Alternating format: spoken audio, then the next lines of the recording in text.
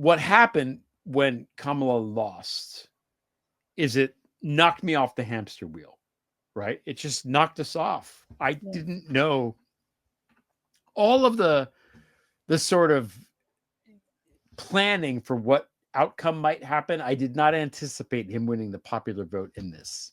I just didn't. And neither did you, and neither did most people. And that's on me. That's fine. But I didn't anticipate it. So what it happens, I keep thinking about Paradise Lost, right?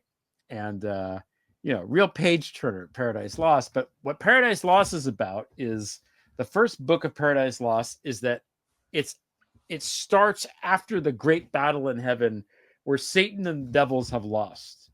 And they're in the depths of hell in the darkness. So much darkness, it's darkness visible, Milton says, right?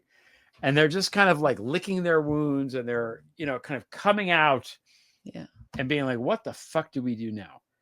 And the thing about Paradise Lost is that it's it's a religious thing. It's disguised that way. But what Paradise Lost is really about is about democracy versus So, monarchy. tyranny. Yeah. Yeah. And the devils are actually the Democrats, right? They're the people who believe in democracy. And this is what's happened. The monarch they've smitten us now with this thing that we don't know, right? And we're trying to regroup. And that's how I feel right now, that we're trying to regroup, but we are going to regroup. And I feel like Sunday in New York, we regrouped. We had great people in that room. Yeah. The people on stage, the people in the audience, great people. Even the people like that didn't know that they were the bartenders were like, "Oh, this is great." Yeah. It was a great energy thing.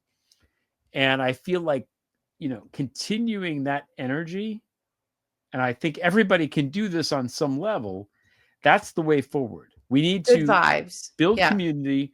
We need to have good vibes. We need to try to stay positive and reject abject defeatism, even though that's difficult.